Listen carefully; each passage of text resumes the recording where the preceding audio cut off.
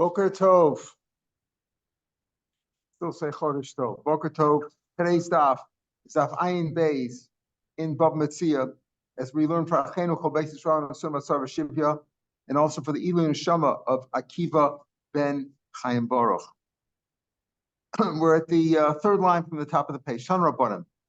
Interesting cases here. Yisrael Shalava Moas Menanachi. A Jew borrowed money from a guy. Is he allowed to pay ribbit to a guy? Yes, he is. We learned that, right? The ribbis. What happened was, let's take our example. He borrowed $100, and the agreement was to pay back 120. So the original shtar, let's say they had an IOU, and it said, you're borrowing $100, and you're going to pay me back $100 plus $20 interest. Okay. Before that was executed and he paid him back, they said, you know what? Let's change the document to read, you owe me $120. The IOU was $120. And as you included, you transferred the principal plus interest and made it one big principal, right? It's you owe me $120. V'zokno milva. You transferred the IOU into one big loan. So it doesn't say $100 principal plus $20 interest, $120 principal. V'nisgayer. Now, this Jew who had borrowed money from the goy, turns out the goy converted. The goy now converted. Now, v'nisgayer. Now listen, just carefully. Now, when he converted, the guy still owes him the money, but now the document is a regular document. You owe me $120. There's no interest written in the document. If the conversion of the guy took place when? Before they changed it into before they transferred it into a one big principal of $120, im kodem shenas gayer, or the other way around. If before he was Megayer, they changed it, he transferred it, so that at the time of the conversion, there was just an outstanding loan of $120. Didn't say anything about interest. Then he can collect Kovas Akram goes, he can collect the whole thing. In other words, the new Jew now, the converted guy who converted to become a Jew, says, you still owe me $120. Reuven, you owe me $120? Okay, fine. But when I converted, we just have an IOU of $120. That's okay. But if after he converted, he says, well, let's make it look kosher now. Now that I'm a Jew, you're a Jew, I'm a Jew. Can't take any interest. So let's change the IOU from 100 plus 20 to 120. You can't collect the ribbis now. Why? Because he's a Jew. A Jew can't take interest from another Jew. You take. It's not one. At the time that he converted, it wasn't one lump sum. That's the point. If they made it into one lump sum before he converted, so now Reuven owes Clyde $120, and now Clyde converted and became Chaim, so then he can pay him $120 because it's just one lump sum. But if when he converted, it was 100 plus 20, and now he changed it, to be kosher to 120, that's no good. Says that that's what you say. Now, this is where the lender converted to become a Jew. Okay, let's look at the other way. Let's go on. Let's say Clyde was the borrower, was the lova. Okay, a guy borrowed money from a Jew for ribbit. The Jew is allowed to collect ribbits from him, and it was 120, right? And they transformed that loan from 100 and plus 20 into one big loan of 120, a lump sum, like you say, and now the guy, the borrower, was Megayer, and what? Now that he's a Megayer, he can't pay ribbit anymore. If it was converted into one lump sum before the Geras took place, you can collect the whole thing. Because when he converted, he owed the guy $120. It was no ribbit. If after he converted, listen carefully, if after he converted, then Zakan of the Milva, then he changed it. When he converted, he had an IOU of 100 plus 20 ribbit. So he said, let's change it into a lump sum. That's no good. You can only collect the Karen, not the ribbit, because you're Jew to another Jew. You can't pay ribbit. That's what the Tanakama says. Now, in the first case, everybody agrees. The lender, right? The lender then was a guy, right? He was a guy, and he had a shtar for $120, 120. And if he then became a Jew and he couldn't collect the 120 anymore because he couldn't collect ribbit, so that's it. He can't collect it unless it was converted into a lump sum. Converted. Let's say transformed into a lump sum before he converted. Everybody agrees in that case where the lender was Clyde, the guy, and he converted to become a Jew. So if when he converted there was a lump sum, that's fine. If he changed it into a lump sum after he converted, no good. He says, hey, I'm a Jew now, I can't collect. What? Yeah. One wants to lend a person 20% interest. But instead of doing it that way, you just say, here's a document at 120. In other words, that's in other words, yeah, but that is ribbit. That's ribbit because he says the loan says it's 120. The loan started off up front. So but up front he said it's ribbit. Up front he said I'm giving you 100. I want 120 back. Oh, if he said if the document said I'm lending you 120 and I lend him 100, the document's a false document. He didn't lend. What did he actually do? You understand?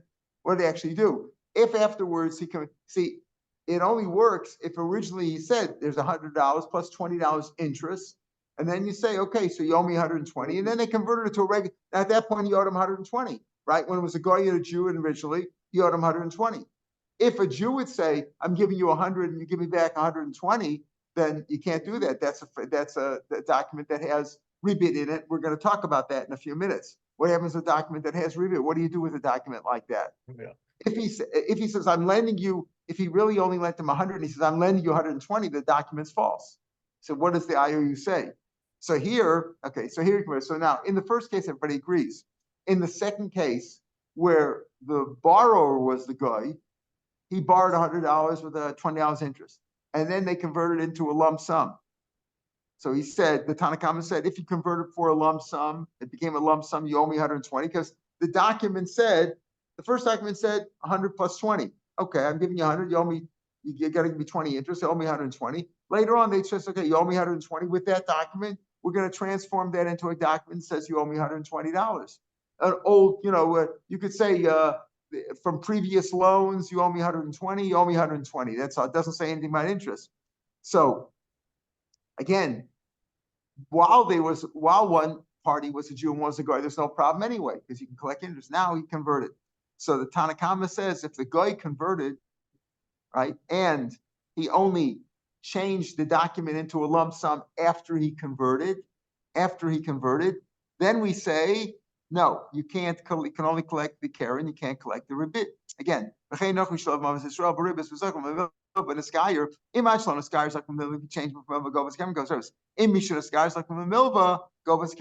if he changed the efforts. Rabbi Yossi Omer, Nachri Shalav Amos Bishral, in the second case, where the guy was the borrower, Ribbis, Benkach u Benkach, Govas Hakem goes Ribbis. You can collect the Ribbis either way, even if he changed it, if he transformed the document into a lump sum after he converted. Now this is pretty strange. That means that when he converted, now you have two Jews, right? The original guy who's now a Jew, the convert, owes the other guy $100 plus 20 interest, and now you're changing it after he's Jewish. You're changing it. Looks like Rav Yossi. Pretty strange. My time Rav Yossi. Most of this guy is there. You shouldn't say that he was Megayah because of that. What happened? The guy owes the Jew $100 plus $20. I'll tell you what. I'm going to convert. I don't owe you the $20 anymore. It's simple with 120. What happens if it's $100,000 and $20,000 interest? I'll convert. Now I'll convert. You can't collect the money from me. What do you say there? So that people shouldn't say that. Listen to this. Rav Yossi says, you know what? You can pay him the $120,000 even if he converts. Even if he has to pay converts, you pay him the interest. Even if he converted first, and then you change it from a ribbit document into a lump sum. That's also like, and that's the halacha. People shouldn't say he converted just to save the money, right? Because if you're going to let him save the money after he converted, I'm not paying the $20,000 interest anymore. Oh, that's why he converted. People shouldn't say that because people shouldn't talk about him. Because people shouldn't say that. We say, you know what? You can pay the $20,000 and you can collect the $20,000 anyway, even from this convert. That seems pretty strange. So some say that this kind of a case, since it was originally a goy and a Jew, it was legitimate anyway. So even if he converted, technically Torah, it's okay, and therefore it's only an Isser Drabanan. So we're making in us Kadesh Yomer. The Ritva says it's only an Isser Drabanan because of Marasayan, right? It's only in the Marasayan. He's paying him it, and here therefore Rabbi Yossi was matter. People shouldn't say he was converted for that reason. The Rosh, though, another Rishon, of course, the Rosh, who preceded many of the other Rishonim, one of the first Rishonim said, it's also Torah, because now it's a Jew paying another Jew interest, right? When he converted, it was $100 plus $20 interest. Even though Torah it's also yesh koach b'yad chacham lakad of Torah.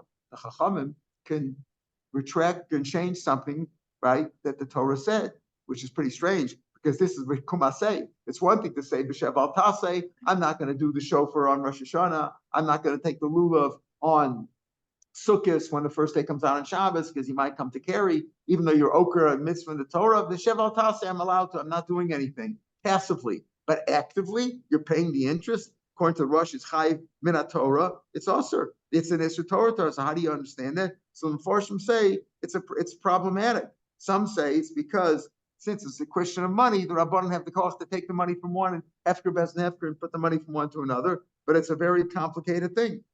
It's not very Eshkan Torah. So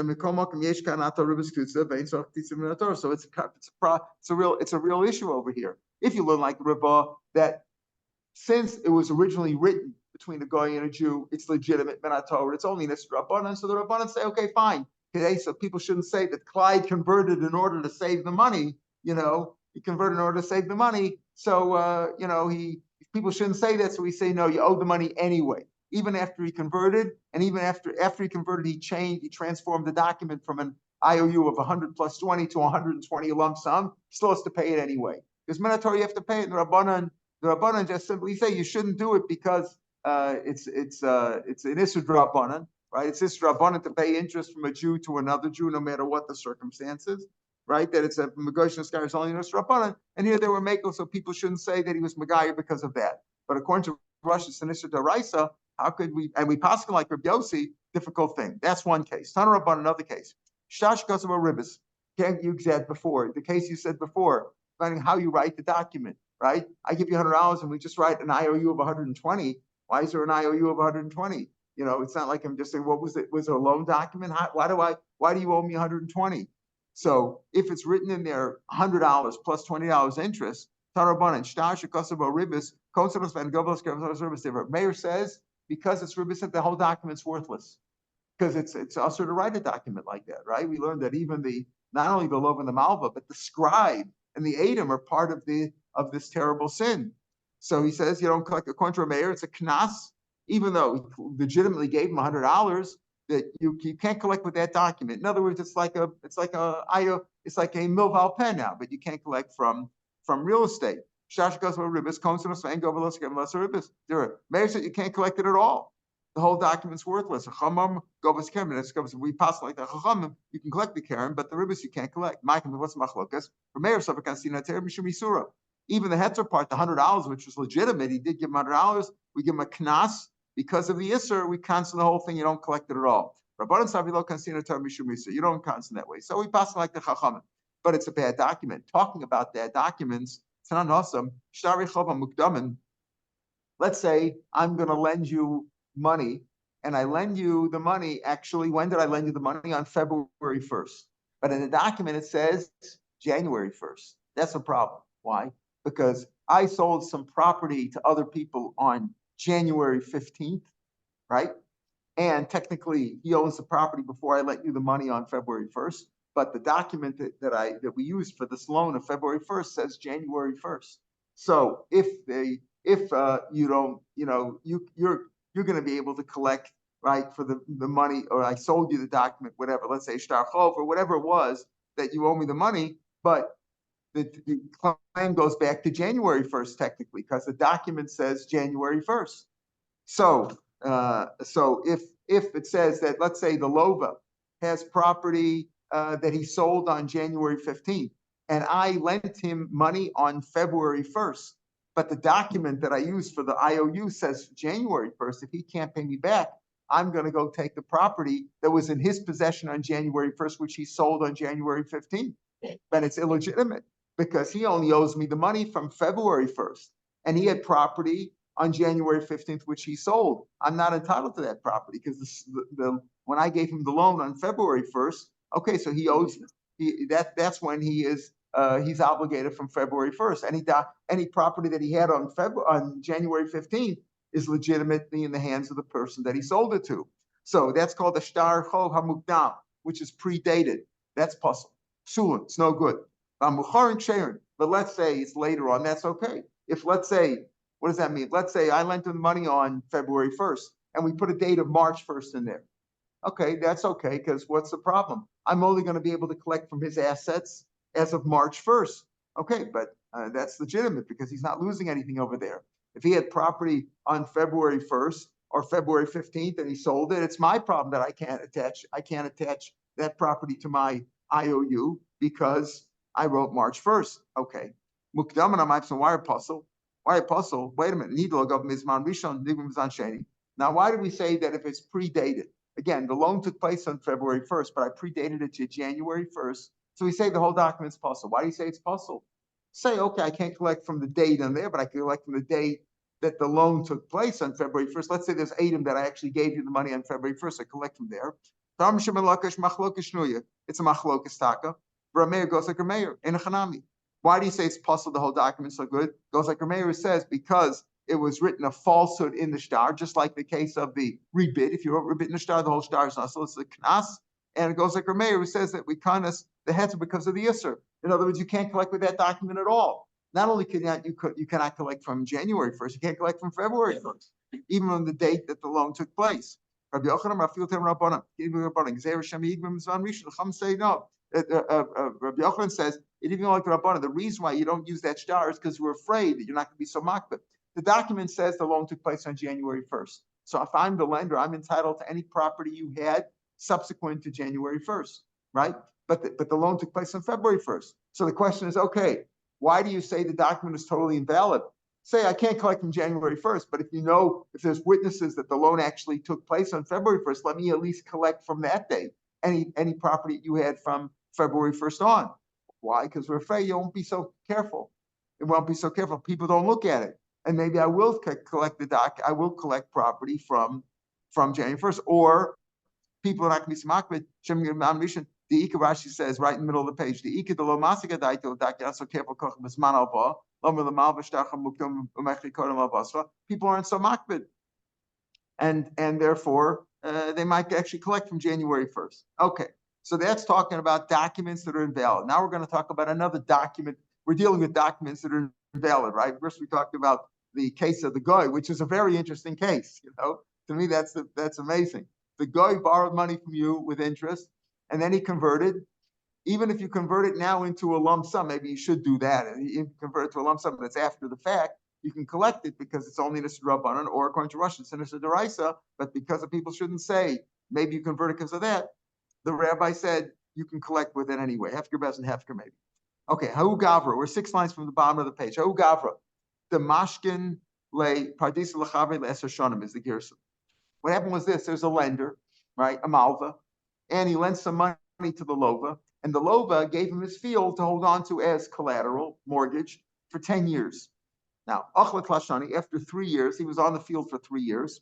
The lender, who's a crook, said to the malova, listen, you know what? You have given me this as a mortgage. I want to buy it. I want to buy this field. In other words, I gave you money 3 years ago. I'm on the field. I like the field. Let's say that the money I gave you will be a sale, and I bought it. Now, you say, where's the document? Where's the bill of sale? Well, 3 years takes the place of a bill of sale. You have to claim that you bought it. Remember, we've said many times, Chazaka does not mean squatter's rights. I've been on the field for 3 years. Nobody complained. That's not a Chazaka. Chazaka is, I bought it. I don't have the bill anymore. 3 years have passed. I don't have the bill anymore. If I've been on the field for 3 years, that's proof of purchase. As long as I claim I purchased it. So the lender didn't purchase it. He got it as a collateral, as mortgage. But he says, I'll tell you what, either sell it to me or I'll claim that I bought it from you and I lost that because I've been here for 3 years already. Says good. Elo, if not, kavisionally shtar mashkanta. Now, how do I hold this field technically? Because I have an IOU. I have a loan document, right? That I lent you money and you gave me the field for 10 years. I'm going to hide that document. I'm going to burn that document, right? And I'll say, I bought it from you. So sell it to me. The lender is a crook and he's forcing the borrower to sell it to him because he said, if you don't sell it to me, I'm going to claim that I bought it 3 years ago. And you get nothing, and you've lost it. So what does the pasuk say, Michael Naftorah? Im navar tibara imikesh tispato. If the guy is crooked with you, you can return the favor. What did this lover do? Also, kamak live on a cotton. He went, the owner of the field, the lover who still owned the field, right? He owned the field. He gave it in front of witnesses, etc. He gave it to his young child. Right, the young child, the child can't give it away, right? He gave it to a young child, he gave it to him. He gave it that he has no issues. And then he wrote a bill of sale to the lender who's a crook. Now the bill of sale is invalid because he can't sell it because he doesn't own it anymore. He gave it away. Now, Svina about it, it's not a bill sale. This sale is not a bill sale. It was forced upon the borrower, right? The question is, Zuzi Kamal B'Shtar. But now, can this bill of sale, can the lender, who's now the supposed purchaser, right? Can he use that bill of sale to collect from other landed property that the lover has? Is it like from real estate? Or is it simply like a milval peh? He has a document. There's a document that says that the lover sold him the field, but we know the document is worth. It's not really true. Can he use as a milval peh? Can he collect from real estate or not real estate, just from cash? Amar Bayim. Is this case not the same as Ravasi's halacha? Ravasi says on Amid Beis, Motor B'Shtasha Kosvu. Tafsis takes out Ein Sarch L'Kaimo. It doesn't really make any difference. Motor B'Shtasha Kosvu. If the guy's motor, you don't have to bring proof. In other words, if I lent you money and we have some question about is this document valid or not, it hasn't been confirmed in court. But if I motor that it was written and I was the one to lend it, go collect from Chasim Shabbatim. So here too, the lova is moda, right? The lova is moda that he wrote the document, right? He's moda that he wrote the document, even though he doesn't own the property. Isn't that good enough? Rabba said, how can you compare those cases? Over there, it was a valid IOU. Moda that a star was written. The Malva doesn't have to, ain't a Malva tzarach lachzor, it doesn't have to bring Adam. In other words, not the Malva, but in that case, where you have a lender and a borrower, and the borrower's moda that it's a valid document. So the Malva doesn't have to bring proof then. I said it the other way around, that the Malva doesn't have to bring proof of witnesses and prove it and all that. The Lova's moda, if the Lova's moda, the Malva can collect from the Chasim Shabbatim. So how can you compare that? Over there, it's a valid document. You could write a document, write an IOU. The Lova's moda that it was valid, that it wasn't forged. Okay, that gives the Malva the rishus to collect from the Chasim Shabbatim from real estate of the Lova. This shouldn't have ever written. The whole thing is a fake. If you don't own property anymore, can you write a bill of sale selling it to somebody else? You can't do it. He was forced to do it because the Malva was cheating him. So therefore, you shouldn't be able to collect from the Chasim Shabbatim. Yosef Reimer said in V'kamal Shmaita and said this teaching. If that's the case, just because something shouldn't be written at all, therefore you say what? That it's invalid and you can't collect with it. And we just said, what's the reason why if a document is predated, it's totally invalid, it's puzzle? Why can't you say, okay, you can't collect from January 1st? It was predated. The loan took place, but at least collect from February 1st. This document should not have been written at all because it was faked. It was predated. So why don't you say the same thing? So he answered him. Answered him, how can you compare even those two cases? I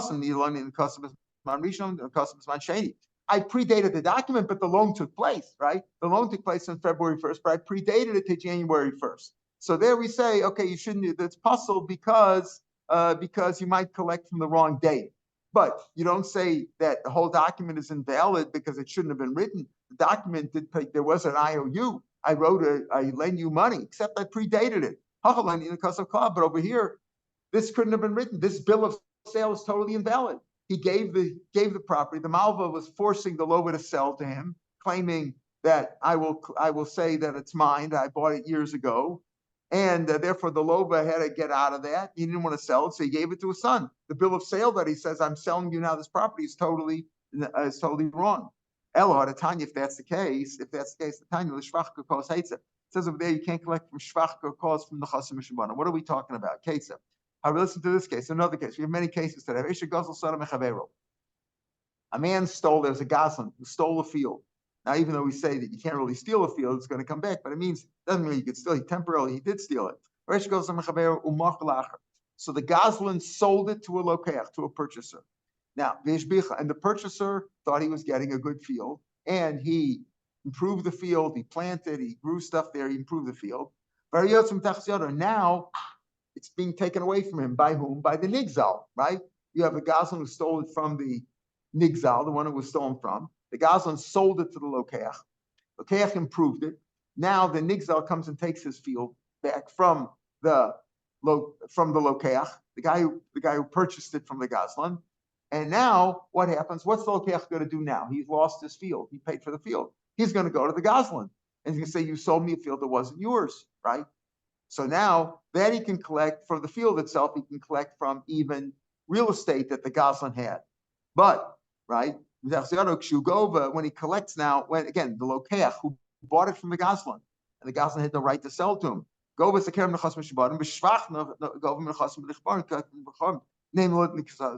you say you shouldn't be able to collect it all? Because the Goslin sold him something that he didn't own. Same thing. Isn't this the same as the case of our Malvin Lover where he says, sell it to me or else, right? And here also it shouldn't have been because the Goslin had no right to sell it. So again, he said it's not the same. The Goslin then will make an effort to make an effort that the sale should be valid retroactively. He stole the field and he sold it to Lokeach. Now the Nigzal's taking it away from him, but the Goslin's going to make an effort to buy it himself from the Nigzal so that the sale should be valid. So he shouldn't be called the Goslin. Otherwise, we're going to say you're a Goslin. You sold me stolen property. Or people should know that he's a trusted person. Person wants to keep his reputation intact. So he doesn't really be called a Goslin, or he wants to be called a person who's trustworthy. He'll make an effort to make the sale good, even though when he sold it to the Lokeach, it was stolen, but he's going to try to make good on it by paying for it. He'll go and buy it back. Now he'll buy it from the Nigzal. So he'll try to make good on it. So therefore, he'll pacify the owner of the field in Nigzal, and he'll establish a star. He'll make it valid retroactively. You're right. At the time I sold it to you, I wasn't quite kosher, but I'm gonna make good on it. I'm gonna go pay the Nigzal for it. It wasn't really stolen. We had a dispute. There was some issue. I'll pacify him. But over here, in this case, what happened? The Loba was trying to get out of the Malva. The Malva said, sell me the field or I will claim that I bought it already. So the Loba, what did he do? He went and he gave it to his young son to get out of it. And he sold it. Shtar Makam, he's not trying to be Mishtar in the car. He's not going to try to make the bill of sale. That document should not have been written at all. Therefore, you can't collect with it from the Chasim Mishubadim. Even though in other cases you could collect from Mishubadim because the IOU was an IOU, it just had the wrong date, or cases like that, or something where he was Moda. Okay, so in those cases, the document's valid. It's just that there's a problem. It's even better than the case of interest, where I gave you a loan of $100 plus $20 interest. Okay, so Rav Meir says we give him a knas, you can't collect it at all, right? Jew to Jew, from one Jew to another. Chum say you can collect the principal but not the interest. But at least the thing took place. I gave you the $100. It was wrong for me to write interest in there and for you to agree to it, and for the Adam to testify to it, and for the scribe to write it. That was wrong, but it took place. In this case, I sold you something that I sold. It's like what happened years ago in this country where Reuben sold the field to Shimon, and then he went and he sold the same field to Levi. You can't say that when he sold it to Levi, he had some good intention over there. He sold it already. How can you sell it? He only sold it to one other guy. Some people sell it to 8 other people. Oh, it's okay. You have cases like that. Okay, says the Mishnah. Going back to our interest case, yeah.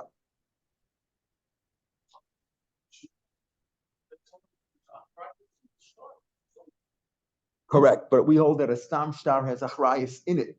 A shtar, even if you left out the achrayus in there, we had a same as machlokas. Is achrayus tos sofer or not? A stam, if it's a written, an IOU, let's say an oral, I lent you $100 and it was just orally, we a handshake, we agreed to it. You cannot collect from nechasim mishubarim, right? Only from nechar. If let's say it was written down, so some say that if you didn't write in the shtar that if you can't pay, I can go after your property, then I can't go after the property, like what you're asking. But we paskin that achrayus is to sofer. If the sofer left it out, if it's not written ayu, it's a mistake. Because if they took the trouble to write the document, they meant to say that if the loba cannot pay, that the malva, if I'm the malva, I can go after your real estate. So that's automatic. Okay, but here the issue is it's a bad document, either with because of ribit or because it was predated, or this terrible case where I didn't even own the property anymore. I gave it to my young son and then I sold it to you. Says the Mishnah. Now we saw that really real interest in the Torah, as we said, is only a loan. But the rabbi said even a kind of a sale where I give you a cheaper price now and you'll pay me more. The price is lower now, but you'll pay me more later on when I deliver. That also is like rebid, and therefore the rabbis forbid. So what about when you buy commodities? Ain't posting all payers. You cannot fix a price for commodities, payros, produce, until the official market price is established. If there's an official market price throughout the land, then you could say, you know what, I'll sell you stuff to this price, even though I don't have any right now, because they could obtain it once there's official price. Yatsa shar, once there's a fixed price. Poskin, you can fix it, because you could always get, even in other words, it's not like we don't have the stuff right now, it's not going to be around for 6 months. If there's an official price, even once there's an official price, you can buy the stuff on the market somewhere, and therefore I could sell to you, even if I don't have it myself, but I could obtain it, therefore it's okay. Let's say in the harvesting season, this farmer, let's say, he was among the first harvesters, then Posiki Malagodish. Then even whatever he was harvesting, whether it was wheat or wine or grapes or whatever, then he could, because he has stuff. If you have stuff, if I have the stuff right now, I could sell it to you. And even if we say I'll supply it to you later on at a higher price, that's okay, because I could give it to you right now. So you could fix the price for a pile of grain, or a vat of grapes, a vat of olives, or on the clumps of clay of a potter, or on cement or lime, from the time that you put it in the furnace already. In other words, once you have product already, you can set a price. There's always zevel available. In other words, there's always dung. Zevel is either dung, or it could be the produce of trees, leaves, and things like that can be made into zevel, because that's always around. Rabbi Yossi Omer Lo Main Pascal Zevel. No, you can't do that. Elim Kain Hoyselo Zevel Bashma, unless it's actually, let's call that zevel. What's the word for zevel? Not trash. What we mean over here, like fertilizer. Let's say after you have fertilizer in the garbage, you can't do that. So there's a machlokas here. Can you post zevel always available? Or Rabbi says you shouldn't do it unless you have a chamatim says a lot, because it's always available. Posting about b'shara gavoa. You can also say, listen, if the price goes down, shara gavoa does not mean the high price. It means the price that of the bulk price. Later on, there'll be a bulk price. If you buy a lot, there's a lower price. Gavoa mean when there's a lot, you can do that. Even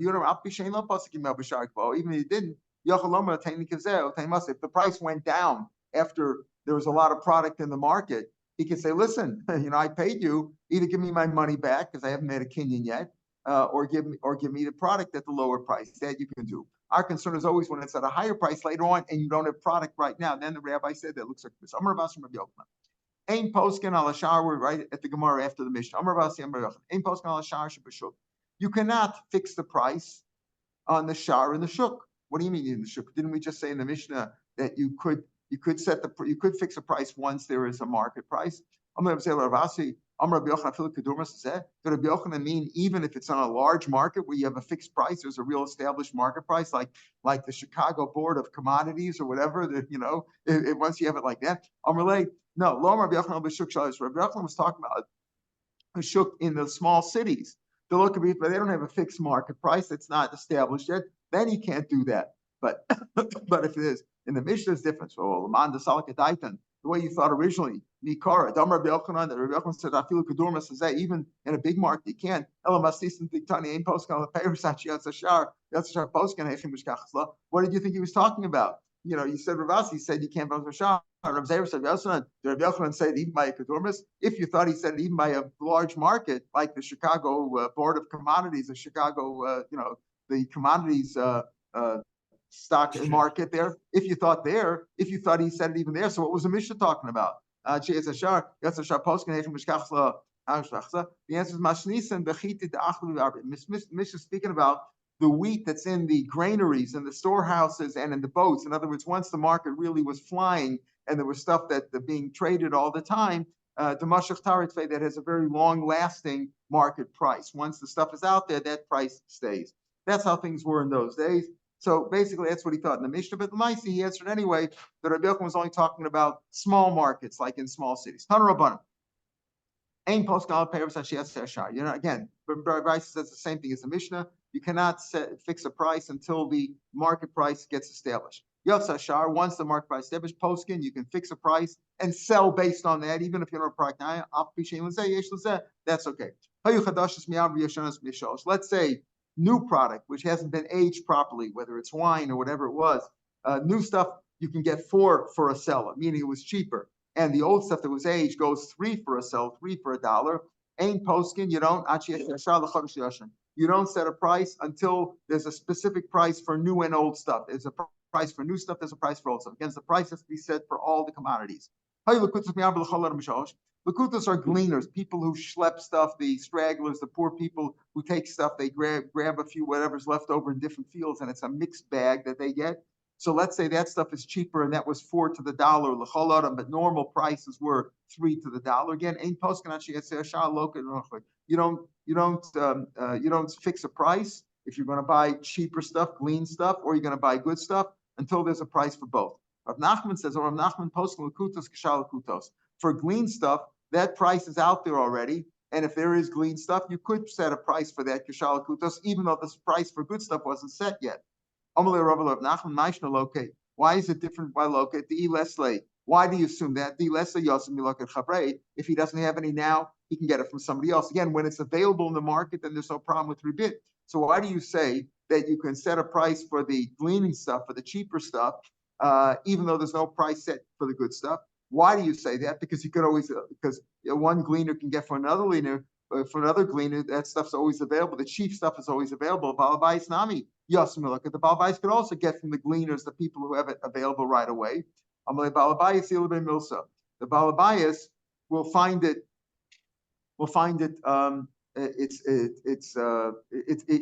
He's embarrassed, right? He'll find that disrespectful for himself, and he's going to be embarrassed to buy from these guys.